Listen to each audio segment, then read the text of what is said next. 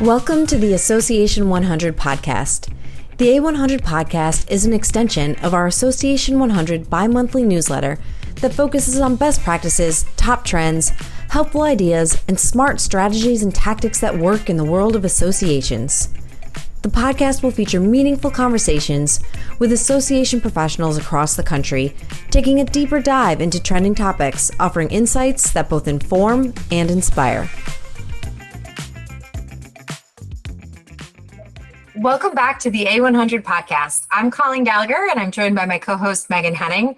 Today, we're excited to have economist Bill Conerly on the podcast with us. I'm sure all of you have heard the big R word, recession, a time or two in the news over recently. We're excited to get his take on this and his expectations for the economy and really what this might mean for associations. So, Bill, welcome. We're so happy to have you on. Great to chat with you. So let's set the stage for our listeners. First, can you talk about your experience as an economist and how you work to connect the dots between the economy and business? And second, how sensitive do you think trade associations are to recessions and booms? Yeah, I fell in love with economics when I was 16, as one does. And I've been focused on economics in many different ways. Over the last 20 years, I have been drilling down to how the economy affects business and what business leaders should be thinking of. And I say business, but it also applies to nonprofits as well as government agencies, particularly state and local governments that have revenues that are subject to fluctuation. And a lot of what I do is, I do a forecast, of course. I tend not to rant in public about stupid things going on in Washington, D.C. or on Wall Street, though I'll do that privately. But most of my clients really don't care what I think about the politics of what's going on, so I ignore that. But I try to help business leaders figure out what should be on their to-do list, because the most valuable and scarcest resource that an executive has is time. And there isn't enough time to do everything. So there'll be moments when I say, hey, credit is tightening. This needs to be a priority if you are dependent on bank loans. Or other times I'll say, hey, you need to think about employee retention. It's going to be a dog eat dog, employer eat employer world competing for workers. So I'm trying to use the economics to help people to figure out what to do. And then, Meghan, the second part of your question was trade associations. Remind me what you said particularly. Yeah, how sensitive do you think trade associations are to recessions and in even booms? Yeah, that's a great question. I think trade associations are sensitive in a number of ways, and people in associations have lived through it. In a recession, companies will cut back on their memberships.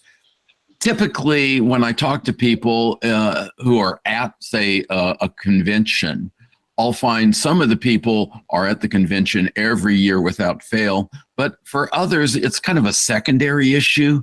Like there's one association that is the big one for that business, but they also dabble in a couple of other lines of business, and they may or may not attend the convention, may or may not exhibit at a trade show.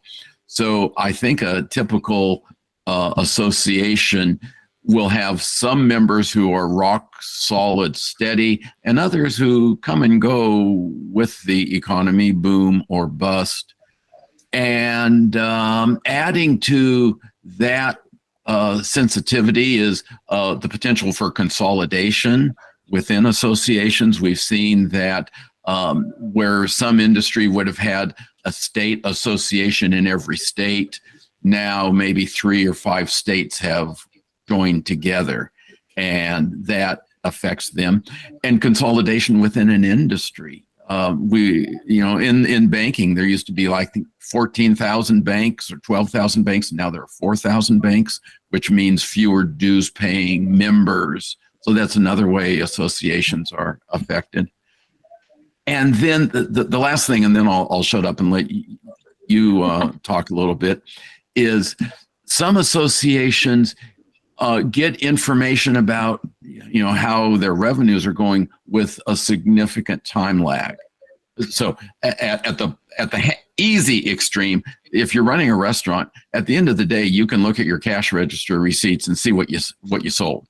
But if you're running an association and the members pay their dues once a year, particularly if they all pay at the same time, you spend 11 months waiting to find out what that 12th month is going to look like, and then you have to live with it.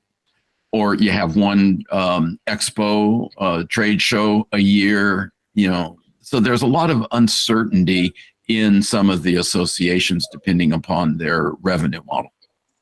Do you think that model needs to be changed? I mean, you lay that out really well. It's so true. If you own a restaurant, you know what the cash flow is. But here, and I did read your article in Forbes, and it said that if it's staggered, you can see the trends that are happening. But is that just in general, is that a good business model, or do you have recommendations on that or some thoughts? Yeah, the decision about whether you do everybody at once versus staggered dues payments, there's a lot of operational issues and what suits different members, and serving members has to be number one as an association. It seems to me as an outsider. Yes. And gotta know what they're thinking, right? Yes. So what serves the financial stability of the association is maybe not always what best serves the members. So you have to keep that in mind. Can you efficiently operate it? One of the things that I have noticed when I go to an association meeting to give a speech, I'm also sort of paying attention. I try to schmooze at the cocktail reception and learn what's going on, is some of the people there have been attending every year for 40 years. And they're on committees, they volunteer, they are going to show up all the time. But absolutely. Some other folks, they come, when business is good, they've got a new product, so they're going to exhibit it, but they don't show up all the time. And one of the easy things for a leader to do is to talk to the people that he or she sees at every meeting, has gotten to know over the years. And you have to wonder, and you may have an opinion about this, I'm just hypothesizing. I hypothesize that some association leaders don't talk to those marginal members very often.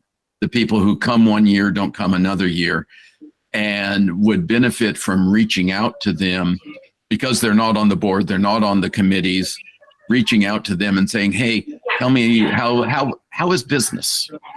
Is our association serving you, and learning more? And that may give them an early indication that things are going well or things are going poorly. Yeah, I think that's a really true thing for a lot of association leaders. And I think it's hard too. I don't think it's just, we can start talking to the members. It's who are they? How do we reach them? How do we get them to respond? Because it's not, if they're not engaged, they're not answering surveys. They're right. It's not as easy as those people that you might not even always want to deal with, some of those boards, but they're there. They're easy to get that feedback from, whereas it takes that extra bit of effort. So it's certainly worthwhile and important for association leaders to take that step and hear from some of those other members that are that core, always there group.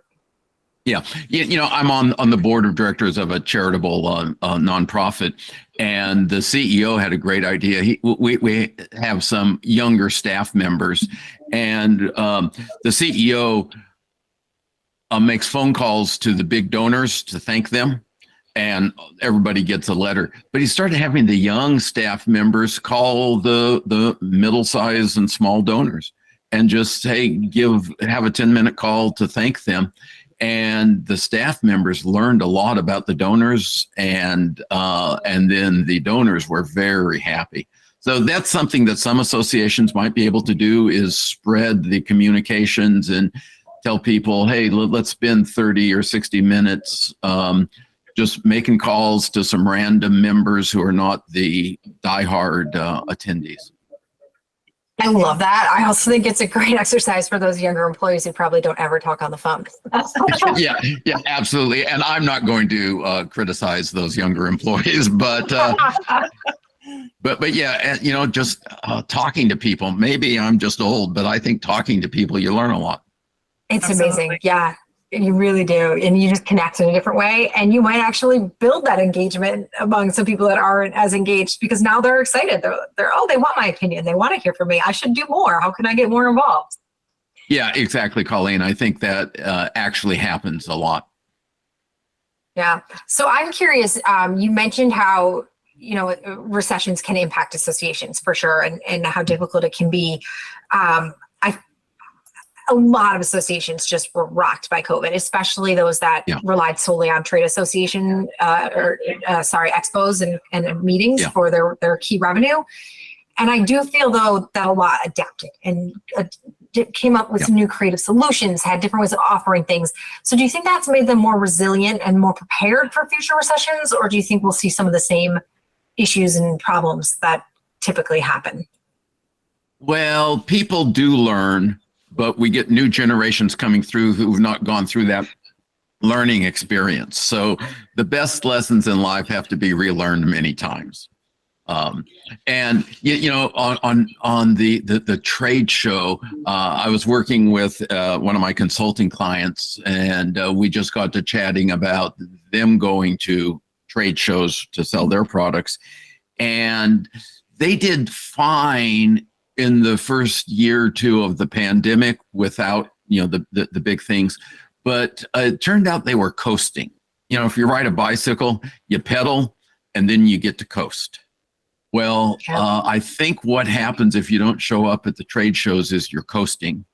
You have met people, you've got relationships, and Zoom and email can substitute for the face-to-face for a while, but it's coasting. And every now and then you need to pedal. And I think that a face-to-face flesh, shake hands, give a hug is needed periodically to keep the relationship going. And I think it's time that people get back to pedaling with some face-to-face communications. I love that analogy. Yeah. I'm curious. So I feel like we've been talking about this impending recession for like 2 years now. And sometimes I worry the media is literally going to talk us into a recession. I am obviously no economist. So you tell me, how real is this threat? When do you think it is happening? Are we going to have a recession? What do you think? Well, a buddy of mine is a small business expert, and he says, well, Bill, we can talk ourselves into a recession. And I started thinking about it, and I went through the records on the causes of all the recessions the U.S. has had since World War II, and I could not find an example where we talked ourselves into a recession. Okay. There's always a bigger trigger than just doom and gloom. Fair enough. There's always doom and gloom.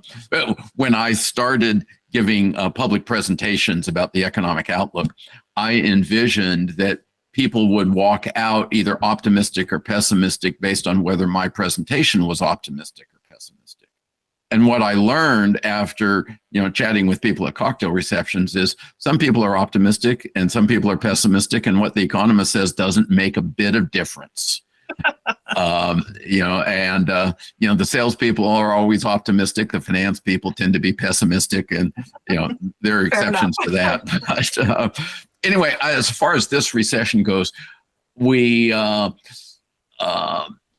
did have a technical recession in February, March, April of 2020, associated with the pandemic, but that really wasn't a typical recession. The Federal Reserve started tightening in March of last year, March of 2022, but there normally are long time lags of at least a year. And the Fed started with gradual moves, a 0.25% increase in interest rates. So I'm not surprised that we're not in recession now, but the Fed has done a lot of tightening. Rates are higher. Some industries are already in recession.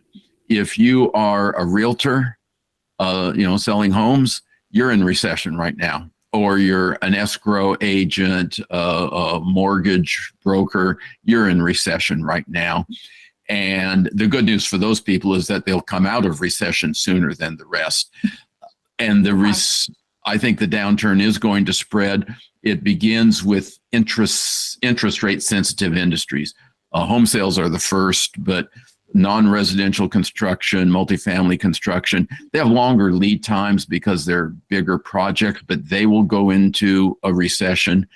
Business capital spending, not yet in recession in most areas because companies are trying to use machinery and computers to replace the humans they've been unable to hire. But eventually business capital spending will go into recession. And car sales will go in once we work through the supply chain shortages. So I think the interest-sensitive sectors will be in recession soon, and then ripple effects.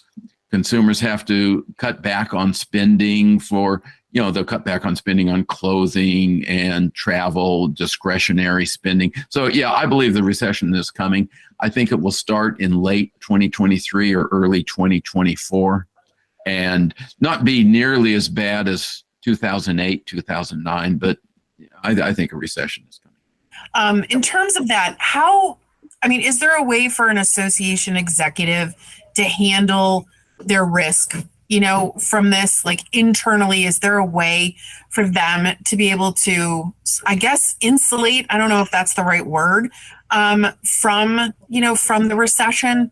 Like, what are some things they could do? Yeah, that's a great question. And insulate is not going to happen, totally, protecting yourself, but you can do a number of steps. And this is advice I give to business leaders. And occasionally some newspaper reporter will say, what about a family? And I'm like, well, it's actually the same steps that a business would take. You, first of all, assess your risk.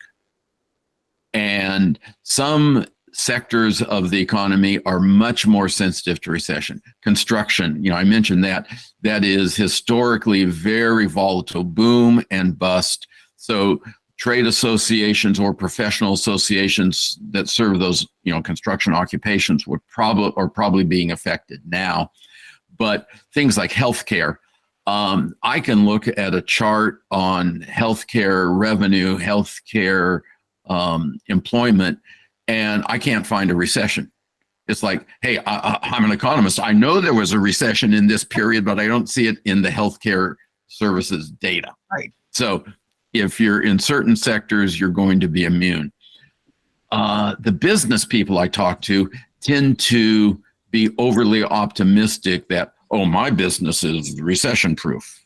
And that's occasionally true, but it's less true than people think it is. So I'd be a little bit skeptical, but there are some associations. So number one, assess risk. And number two is, what would you do? Let's do some contingency planning. What will, you might look at, I think the next recession will probably be half as bad as 2008, 2009. That's just sort of a rough, ballpark estimate. But you might look at, how did our association fare in 2008, 2009? What was the drop in revenue?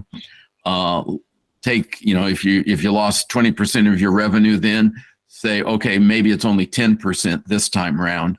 And then look at your expenses and say, if our revenue goes down 10%, what would we do?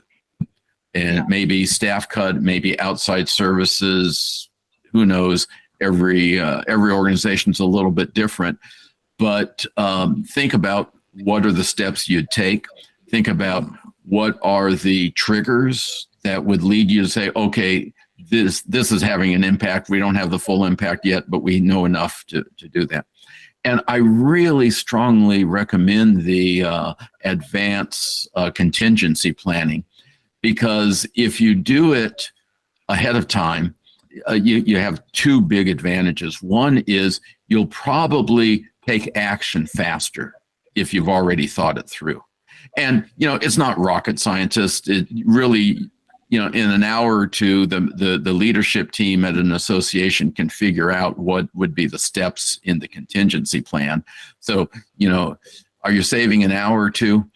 But actually, if you do it in advance, you mull it over in your head for a while. After that, you start thinking, you dust off the plan, you have to make some minor adjustments because you did the plan a year ago and now things are a little bit different. But when I was writing a book about dealing with the uncertainty in the economy, and I got on the phone to bankers and I said, what's the difference between a company that survives a recession and a company that fails in a recession? And the bankers pretty consistently said how fast they respond. How fast they respond to the loss of revenue. That makes so much sense. Mm-hmm. Yeah. And, nobody likes to do layoffs. And managers tend to want to delay it as long as possible. It's human nature, and it's not a bad characteristic, but it's not the right characteristic when you're heading into a recession to delay. And then the other thing that the advanced contingency planning does is if you do this in a relaxed environment, you can make better plans than if you're in a panic. Yes. And I don't know about you, but when I'm in a panic, I do not do my best thinking. Right. Well, we talk about this because this is like crisis communications. It is best to prepare when you are calm. But the other thing that I hadn't really thought of before, and it's resonating with me, is you said, go back and look at, what did your association do in 2008? Because that is an indicator. And I don't know if I would have thought to do that. But that's such a good point, because you want to be able to take a look and see how we survived. And the other thing, people always do think their association is foolproof. And Colleen and I lived through the pandemic at the Global Business Travel Association when no one was traveling. So it's very challenging, to be able to view that, but to be able to have these plans in place, kind of like a crisis communications program, Colleen, like we've done that and talked about it. So I find that really interesting. That's to definitely go back and look at how you handled it. And, obviously probably what would you do differently? Should we be in this boat again? So thank you. It's great insights. And I was discussing this with a fellow who's chairman of the board of a medium-sized company. And he said, oh, yeah, I want our management team to look at all of the major business risks. So the economic risk is one. There are operational risks. What if there's a flood in the factory? How would you survive? The pandemic would be another risk. And it's probably worth any organization just to spend a little time blue skying. What are the things that would be really disastrous that might come? And let's just sort of sketch out an idea. And it doesn't need to be detailed. I do not recommend 3-ring binder exercises here. I hope that doesn't conflict with your approach. But I often tell people, go to the coffee shop or bar of your choice with a single sheet of paper and for the economy. And on one side, write down what you would do in a recession, action steps, and then refill your beverage, turn the piece of paper over, and write down what you would do if things are surprisingly strong. Because we have upside surprises as well. Yeah, and it can be equally bad if you're not ready for that and you don't take advantage of it if things are going well unexpectedly. So. Yeah, and I don't know the association example, but I remember talking to a medium-sized business, and when the economy recovered in 2010 or 11, their orders went up, and things looked really good, but they had to pay their employees right away. They had to pay some of their small suppliers promptly, but they were selling to Fortune 100 companies that were paying in 90 days or 120 days, and they ran out of cash. And on an accrual basis, they were making money, but on a cash basis, they were out of money. So, it's worth on the upside, thinking, if things go really well, will we have the cash? Will we have the personnel? Will we have the equipment? For an association, maybe that's computers, and I don't know what the other needs are, but think through what would be the limiting factors if business boomed. Yeah, absolutely. And when you talk about assessing risk, so you talked a little bit about that, but tell me, why would trade association finances be riskier regarding recessions than the actual industry they serve? Yeah. The industry's risk is a good starting point. And I would hope the association executive would understand the industry's risk, bring in an economist. But what we talked about earlier, where sometimes dues come in sort of all at once, and the leader does not get that information. Oh, people are starting to cut back. And that means that the sort of sudden, nobody's signing up for the trade show. That sudden information, or I shouldn't say nobody, but we have a lot fewer renewals of membership than we expected. All of a sudden, the association is more vulnerable, and for some of the members, the association dues and convention attendance fees are discretionary expenses. And if I'm looking at a business and I'm thinking we are at risk of not surviving, hey, no matter how much I love my friends at the association, that is not going to keep the company surviving. And you've got to limit your expenses to what really will keep the company surviving. So it's kind of like everybody has clothes, but the high-end clothing stores lose business in a recession. And a recession, a trade association and a professional association is to some extent a discretionary expense that can be cut when times are hard. Yeah, well, one of the things we emphasize with our association clients is you have to so clearly articulate your value proposition all the time. Yeah. Because then it makes it a lot harder for someone to say this isn't worth it, or I can cut this when times go bad. Absolutely. Yeah, and there's a lot of inertia in human behavior.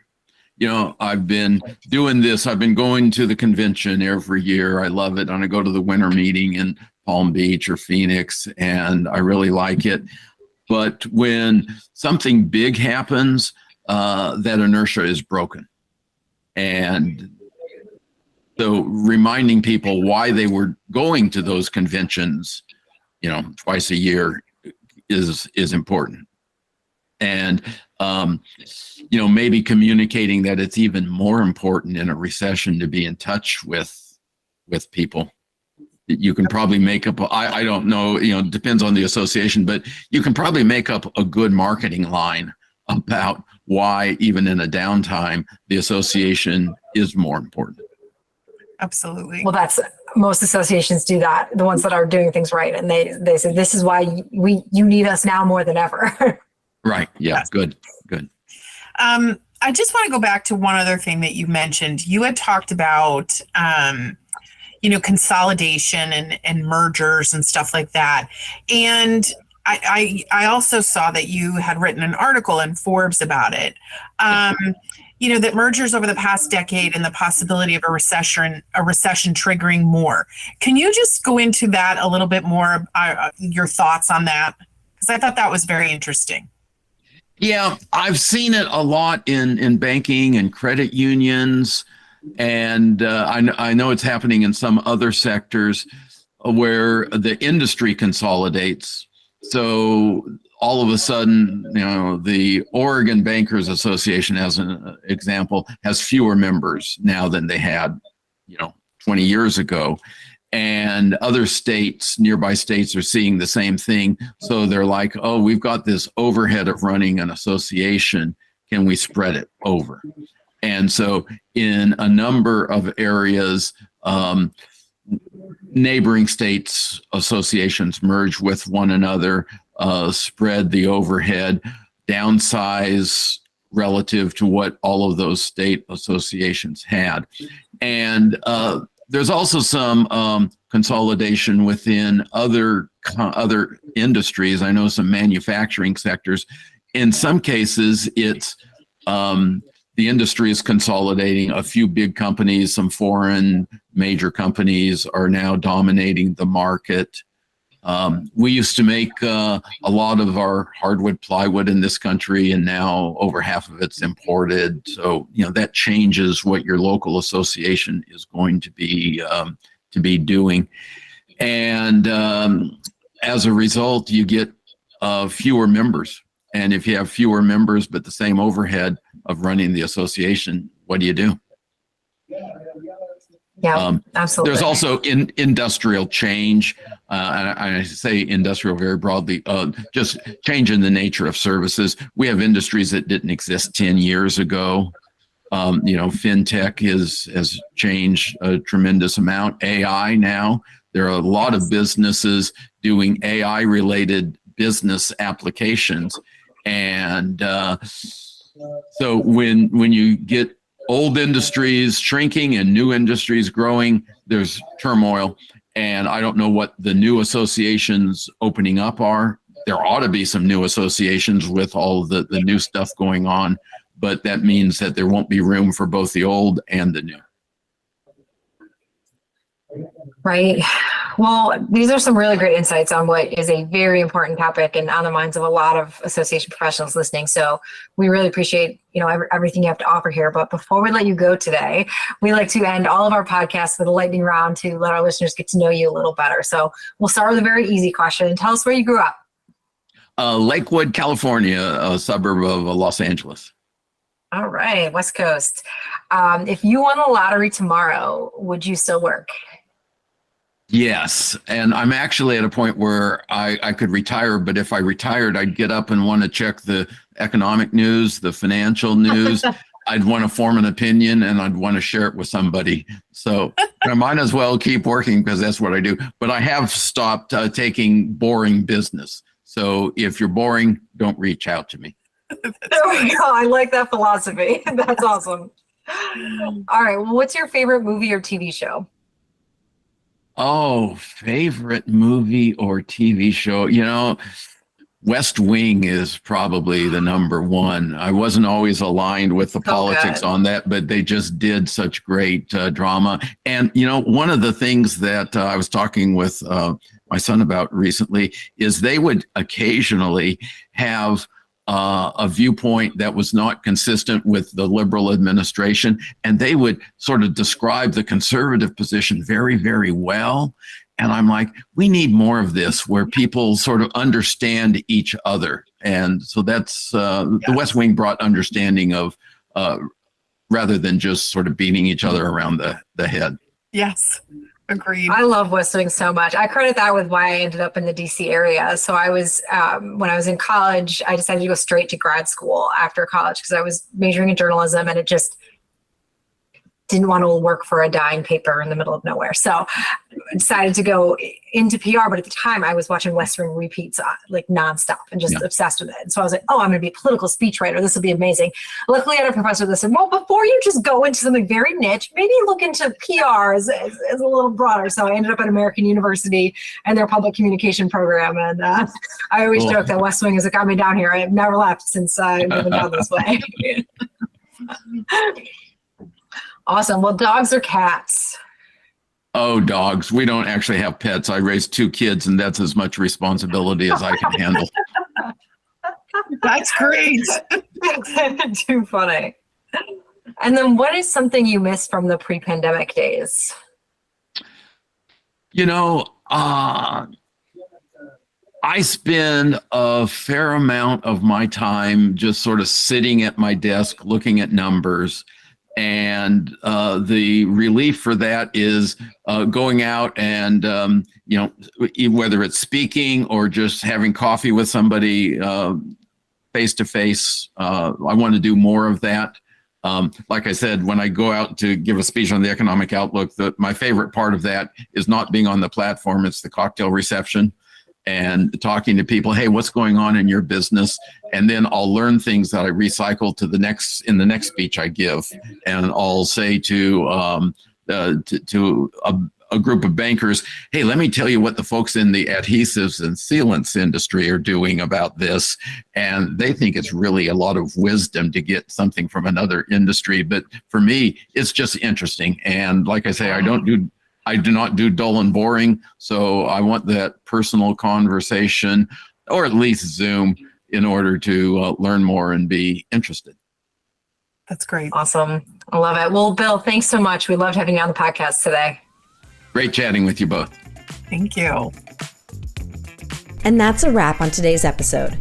Thanks for listening to the Association 100 podcast, brought to you by the A100 publishing team, powered by OnWrd and UpWrd Marketing and Communications.